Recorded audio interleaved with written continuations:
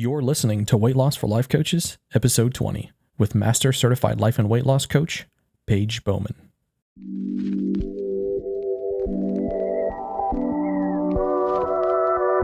Welcome to Weight Loss for Life Coaches, the weekly podcast for coaches who are growing their coaching business and on their weight loss journey. Each week, we'll be tackling why weight loss feels hard and how to make hitting your weight loss goal the simplest thing you do all day.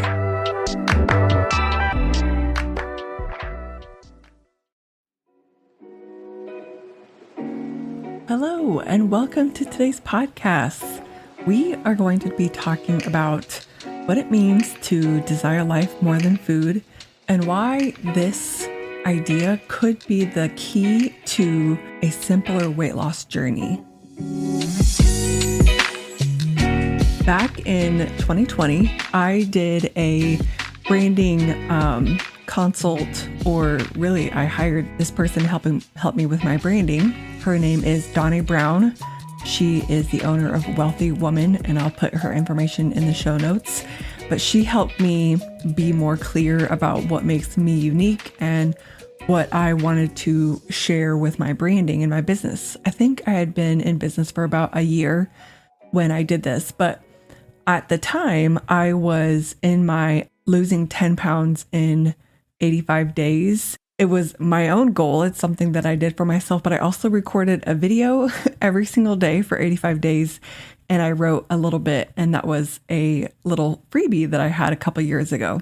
Within that 10 pounds, I was working on enjoying life outside of food. And I remember, we were in the midst of COVID, and I remember just having gone to food way more than usual to feel better and to enjoy life.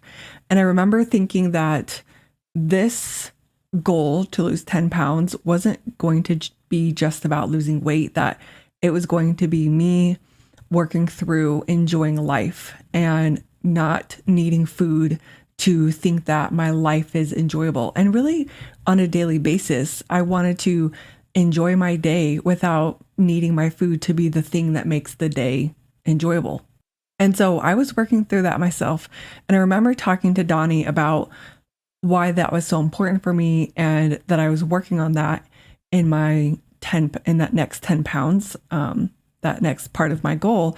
And I remember her and I just talking about it. And then we just, together came up with this tagline of desire life more than food. And I remember her and I together were like, that's amazing. That's brilliant.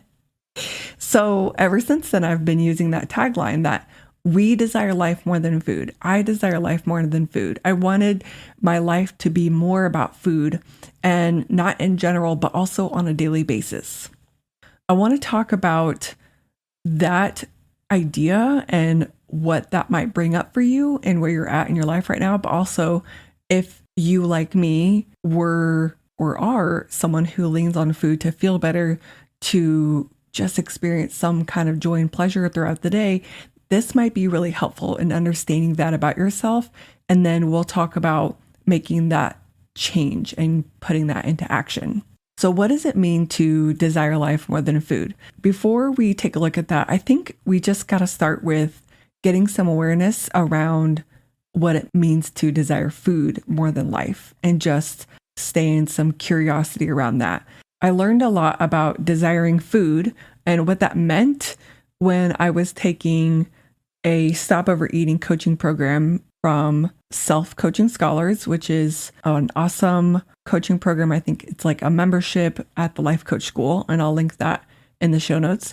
But I remember Brooke Castillo teaching me that we have an over desire for food, and even saying that we have a desire for food was something that clicked with me, because I hadn't thought about it like that in the past. I just knew I loved food, but who doesn't? So when she taught me about not only desiring food, but sometimes we have an over desire for food, where it's something we want way more than anything else, or it's something we rely on for all of our joy or most of our pleasure. And so she asked this question: what would your life be like if all you ate was, she talks about this sawdust bar, like if the thing that you ate every day, like if every meal was this bar that didn't taste good and was super bland, what would be different? What would your life be like? If you're a fan of Star Wars, there is a scene in The Force Awakens where Rey is getting her portion of food, and it's this thing in this plastic pouch, and then she puts water on it and it becomes like some soup and some bread, and that's what she eats. That's her food. And I thought, when I first watched that scene, I thought, oh my goodness, that would be such a boring life. Like, who would want to just eat bread and plain soup or whatever it was every day? If you're thinking the same thing, there's nothing wrong with you. It's just something to be aware of if you have that thought that if that's all I had was this boring piece of bread and this boring soup, my life would be so boring and it would be terrible. I like to ask this question, like, what would my life be like if all food was a piece of bread and some plain soup? Would I still have a bunch of desire and joy in my life? Would I still have pleasure? Why or why not? What we're doing is we're taking a look at, okay, what does it mean for me right now? If that's the case, that I desire food more than life, well, what does that mean? What's going on here? Maybe I have unintentionally made food the thing that I look forward to the most. And maybe I've been doing that for a long time, or maybe that's just what's going on in my life. But before we talk about what it means to desire life more than food, I really want you to take a look at, do you look forward to food more than anything else? If we were to take away the tasty things in your life, would you feel like life was so disappointing and boring? I like to say, so good to know. Okay, we've got some awareness if that's where we're at. And that's where I was in 2020. And I bet a lot of you were like that and maybe are still going to food for joy and for pleasure, and maybe over desiring food and maybe haven't gotten out of that habit. And so we want to start with some awareness and curiosity and just remind yourself it's just good to know, to see where I'm at right now, if that's the case for you. Now, my goal for you is not to take your food away and then for you to feel bummed and disappointed and bored. And it isn't my goal for you to judge yourself if right now you are over desiring food and you're desiring food more than life right now. But if your goal is to be lower in weight, if that's actually your desire, or to be closer to your natural weight, it'll be so much easier for you to be there if you were to be a person who desires life more than food. If you no longer over desire food, what we want to kind of switch here is your desire for life over your desire for food. If your goal is to be 25 pounds down or at your natural weight, whatever that might be for you, if that's your desire, then what we can work on is wanting to not want to over desire food. I want to not want food to be the thing that I go to. I want to not want food to be the most pleasurable thing in my life. Can you still enjoy food? Yes, of course. But here's something I want you to think about is you can enjoy food, and that piece of desire, that piece of joy that comes with the food you eat can be just a blip on the radar of how much you desire and enjoy your life. And that's my goal for you when I say desire life more than food. For example, today I've got this beef and carrots meal on my food plan, and I actually have Reese's cups on my food plan today for lunch or dinner. I desire what's on my food plan. That's one of those powerful thoughts that I take along with me wherever I go with my 3 super simple steps. Remember from episode 5, the 3 steps are to plan your food ahead of time, write it down and honor your plan. And a powerful thought that goes with that is I desire what I put on my plan. So I'm inherently saying I desire the food that I said I'm going to eat today. But the difference for me is that's just going to be one small part of joy in my entire day. You can enjoy your tasty food and it still be just a blip on the radar of joy and desire and pleasure in your life. I read this today in the book I'm reading. It's called Do Nothing by Celeste Headlee. I think that's how you say her name. And I will put her information in the show notes about the book. But she talks about an important piece of our humanity, which is connection. And it has me think about, well, what does it mean to desire life more than food? Well, I think one of the biggest things is one of our purposes in life, or this is why I believe anyway, is to be connected to those around us. And she says in the book, the key to well-being is shared humanity, even though we are pushing further and further towards separation. And she's talking about productivity versus idleness in the book, but I think she's got a point. Our biggest piece of being a human is being a human in a group of other humans. Connection and relationships are such an important part of being a human. If you're in this place right now where you're desiring food more than life, maybe one of the pieces that you flip, or that will have you flip that, is to desire your connections in your life and your relationships in your life. And I know sometimes we do desire connections and we do desire being around those that we love and our friends that we have fun with. But a lot of times that's paired with food.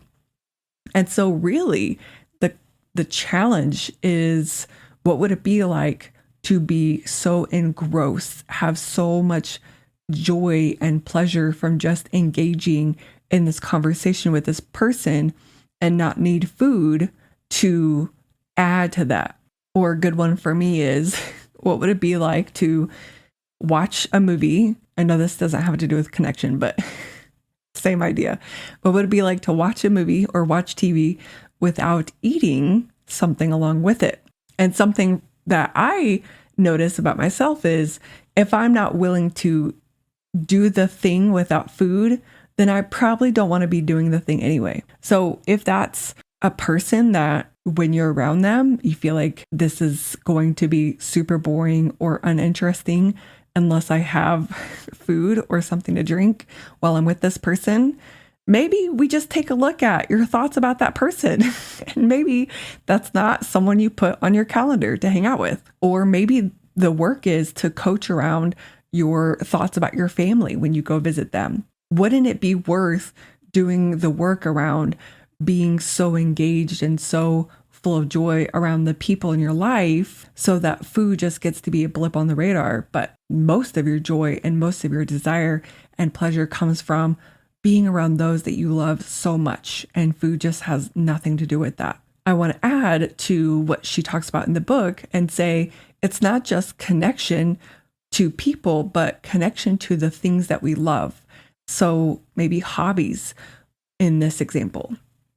What hobbies do you love to do that make you feel so fulfilled and so full of joy that maybe you're not putting as much effort and time into right now? But if you were to take food out of the picture, or made food such a small part of your joy radar, that you then could give more time and energy to something that just made you feel so fulfilled. Maybe it's your business, and maybe it is coaching that you feel so much joy when you are engaged in that. But the point of this episode and this idea is to pay attention.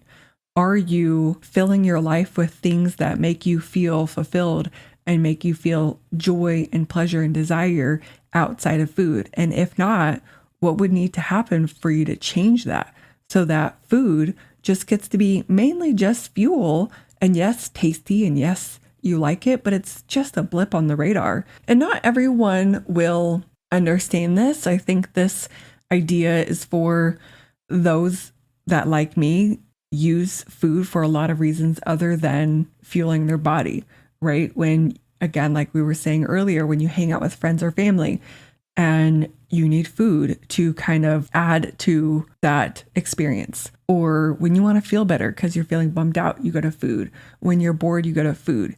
When that's your experience, I know you'll totally understand what I'm talking about. But if that's not you, maybe this isn't something that you struggle with. This may not be for everyone. I know that it's a lot of the work I do with my clients is helping them be more comfortable with being bored, for example, or being engaged in their relationships or their work without needing that extra buffer of food to go along with it. Celeste also talks about in the book, Do Nothing, she talks about how we spend our time. And she talks about how we avoid idleness and boredom. And instead, we prioritize productivity and hustling, and we avoid what she calls leisureliness and relaxing. And I think this also has a lot to do with desiring life more than food. If you're anything like me, you desire checking things off your to-do list and getting that instant gratification, that dopamine hit from getting things done. Similar to food, right? We get that instant gratification, that instant pleasure from tasty food. But when we're over desiring the productivity and checking things off, and we're over desiring tasty food in the moment, what happens is we're left with little desire for long-term well-being things, like having really good health and connecting in relationships like we were talking about, and slowing down to smell the roses. I walked through a honeysuckle arch at my local greenery or nursery, and I didn't realize it was honeysuckle. And I walked through it and I was like, whoa, this smells really good. So I walked back out and I had to walk through it again. And I thought, like, I'm so glad I just took 30 minutes to come to this nursery and just walk around all these awesome plants and stop and smell the honeysuckles. Like, I love that I've made this leisureliness, this going to do something, not to be productive, but to just enjoy being around plants because I like it. It's so much more fulfilling when I let myself slow down than when I fill all of my time with being productive, or I fill all those empty spaces with eating. And again, I just want to be clear here. I'm not saying we don't enjoy those short-term instant pleasures like food. But the problem is when we over desire food and under desire all the other things that are available to us in life. And something I want you to think about as we move into powerful questions is, what else could you be under desiring when you over desire food? What could you be missing out on when food is the thing that you go to for pleasure and for joy? And as you think about this idea of what does it mean to desire life more than food, I want you to think about, what would you fill your life with if food were just a blip on the radar? Would you fill it with those connections? Would you fill it with some hobbies that maybe you've never tried, or old hobbies that you put down? Would you fill it with idleness? And I know in the book she talks about idleness isn't necessarily not doing anything, but sometimes it's just non-productive activity. So what would your life be like if food was just a blip on the radar? And how can you start taking action on adding some of those desires now? And sometimes I just want to add this piece. It's not just adding desirable things, new things into your life. Sometimes it's purposely re-engaging in the things that you already do have. Okay, that's it for this episode. I hope you enjoy thinking about desiring life more than food and what that would mean for you. If this sounds like the kind of work you want to do as you go and lose weight right now, I can help you. I work one-on-one with coaches as they lose weight, and we do this type of work so that they can lose weight while they grow their business to 6 figures and beyond. If that's something that you're interested in, you can always send me a message on Instagram at lifecoachpageb, or send me an email at hello@pagewoman.com, and we can schedule a consult call. If you love the podcast, leave us a review and give us 5 stars and let us know what you loved about this episode, and share it with your fellow life coaches who would love to know how to desire life more than food for themselves. All right, y'all. See you next week.